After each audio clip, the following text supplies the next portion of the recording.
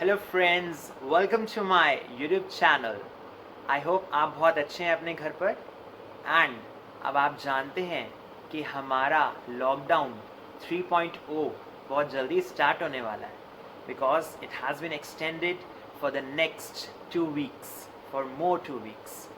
इसलिए आप सभी का मोराल बूस्ट करने के लिए मैं आपके लिए कुछ लाइंस लेके आया हूँ। बहुत ध्यान से इसे सुनेंगे एंड सुनते ही आप अपने आप में एक अलग सी एनर्जी फील करने वाले हैं। I can guarantee you that. ये जिंदगी है जनाब, खूब रंग दिखाएगी। ये जिंदगी है जनाब, खूब रंग दिखाएगी। कभी हंसाएगी तो कभी रुलाएगी। जो खामोशी से सह गया वो निखर जाएगा। जो खामोशी से सह गया वो निखर जाएगा, और जो भावनाओं में बह गया वो बिखर जाएगा। Yes, this is the fact and this is the truth. And ये आपके ऊपर है, आप क्या करते हैं। फाइन, ध्यान रखिए इसे। अब आज की वीडियो के बारे में हम बात करें। आज की वीडियो पिछले जो टॉपिक हमने किया था 10 मिस्टेक्स जो हमें कमिट नहीं करनी चाहिए, उससे entirely different and entirely opposite है। तभी मैंने ये टॉपिक इस वीडियो में लिया। आज हम वो टर्म्स डिस्कस करेंगे जो दोनों करेक्ट हैं, दोनों का यूसेज हमें करना है, बट उनका मीनिंग डिफरेंट है। एंड मीनिंग डिफरेंट कैसे है? क्योंकि उनकी यूसेज डिफरेंट है। आप मीनिंग हिंदी में रीड करेंगे आपको सेम लगेगा, बट उनकी यूसेज में उनका डिफरेंस क्लियर हो जाता है। तो इन वर्ड्स को हम ब्रेन टीजर्स के साथ अंडरस्टैंड करते हैं, क्लियर करते हैं, एंड ये आज हम बहुत डिटेल में बट बहुत ही ईजी एंड सिंपल वे में करने वाले हैं। So I think you are ready for the video. Okay guys, so the first set of terms we have is amount and number. आप देखिए, ये दोनों टर्म्स अपने आप में क्वांटिटी के बारे में बताते हैं, एंड आप दोनों टर्म्स कभी ना कभी यूज़ करते हैं, करेक्ट? तो क्या आपको इन दोनों में कुछ गलत लगता है? No, they are both correct, but the usage of amount is different and the usage of number is different. हम जब भी amount term use करते हैं वो हमेशा एक singular sense में use होता है, and वो uncountable nouns के लिए use होता है। आप समझ पा रहे हैं? right?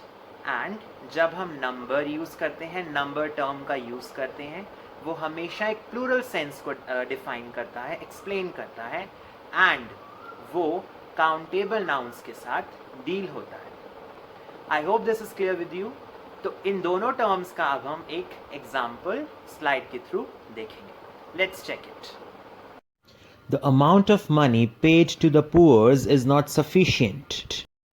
A large number of teachers were awarded by the management. Yes guys, the second one, the next one is very interesting and funny. Difference between the usage of beautiful and handsome. आपने कभी ये बोलते हुए सुना है किसी को, My sister is very handsome, या My brother is most beautiful boy of the class? No, we know it, and there is a very clear difference between beautiful and handsome. But यहाँ एक एडिशन है, एक exception है जो आप ध्यान से सुनेंगे। हैंडसम हमेशा men या boys, आप सिंपली मेल्स भी बोल सकते हैं, उनके लिए हम यूज़ करते हैं। Fine, my father is a handsome person, आप बोल सकते हैं ऐसा, राइट? बट ब्यूटीफुल जो टर्म है वो विमेन के लिए यूज़ होगा, चाइल्ड के लिए यूज़ होगा, और थिंग्स के लिए भी यूज़ हो सकता है। Fine, majority of people know कि वो विमेन के लिए यूज़ होता है, बट ये दोनों चीज़ें भी आपको पता होनी चाहिए। तो अभी हम इन दोनों के एग्जाम्पल्स देखते हैं through slides. So let's check it. How pretty the doll is. Look at that beautiful girl. He is a handsome young man. Okay guys, so the next one is difference between client and customer.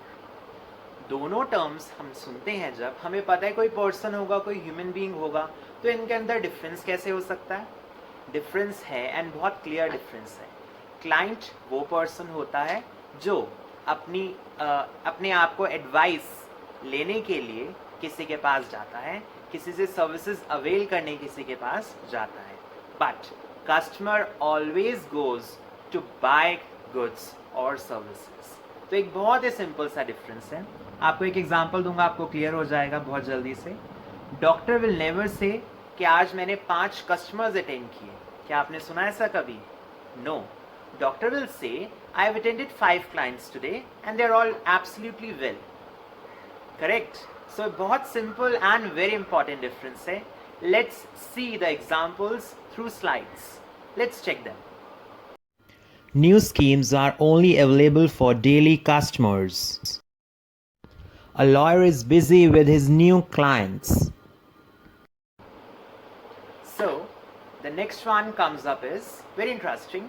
Difference between discovery and invention. आप देखिए यहाँ पर हम देखते हैं कि कुछ new outcome निकल के आ रही है. बट क्या इन दोनों में डिफरेंस है?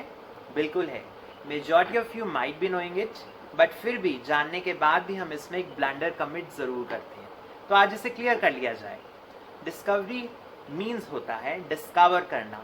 कोई ऑलरेडी चीज़ एग्जिस्ट करती है, उसको आपने बाहर लेकर आए.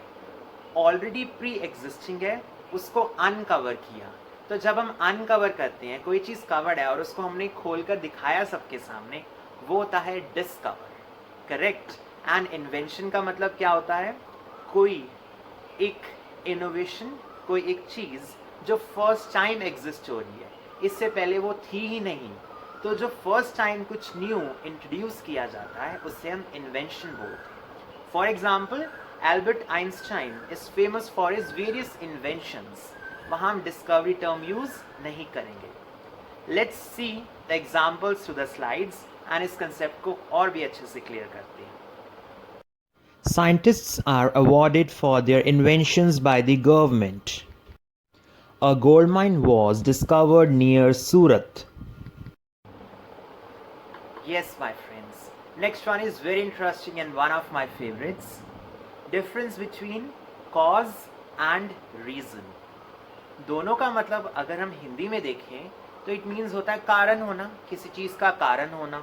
तो हम कॉज की बात करें और रीज़न की बात करें, इनमें डिफरेंस क्या होगा? आज हम इसे क्लियर करते हैं. कॉज हमेशा हमें रिजल्ट की तरफ लेकर जाता है. मीन्स कॉज प्रोड्यूस करता है कि फाइनल रिजल्ट क्या होगा. कॉज के कारण हम रिजल्ट तक पहुंचते हैं.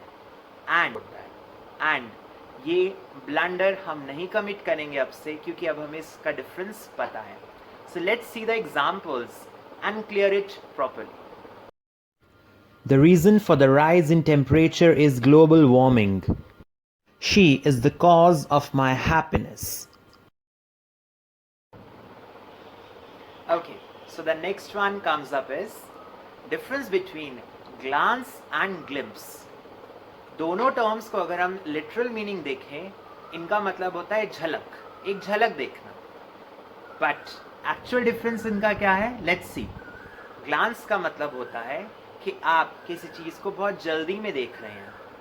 फॉर एग्जाम्पल, जैसे मॉर्निंग में जब आपका एग्ज़ाम होता है तो आप स्कूल जाने से पहले, कॉलेज जाने से पहले एक फटाफट झलक लेते हैं अपनी नोट्स की, एक फास्ट रिवीजन, एक क्विक रिवीजन, उसको हम बोलते हैं ग्लांस. बट ग्लिम्स होता है जब आप बाय चांस कोई चीज़ देखें या किसी को देखें. For example, I had a glimpse of Shahrukh Khan while I was traveling to Mumbai. Let's see their examples through the slides. I can tell at a glance what the thief was wearing. I caught a glimpse of you near a mall. So my friends, आज हमने एक बहुत ही interesting topic किया साथ में, जिसमें हमने देखा कि वर्ड्स दोनों ही करेक्ट हैं एंड दोनों का मीनिंग ऑलमोस्ट सेम है, बट उनकी यूसेज में एक डिस्टिंक्शन है, एक डिफरेंस है. एंड उस एक माइनर सा ब्लंडर आपके कंप्लीट सेट या कंप्लीट मटेरियल में एक फ्लॉ का काम कर सकता है. तो हम ये बहुत ध्यान से इस चीज़ को अपने माइंड में रखेंगे. एंड आई होप आपको आज का सेशन, आज का वीडियो बहुत पसंद आया हो. If you have any queries, any doubts, please आप कमेंट सेक्शन में मुझे लिखकर बताइए and I would love to answer that. Thank you guys for watching my video. I hope you like it. Please like, share and subscribe.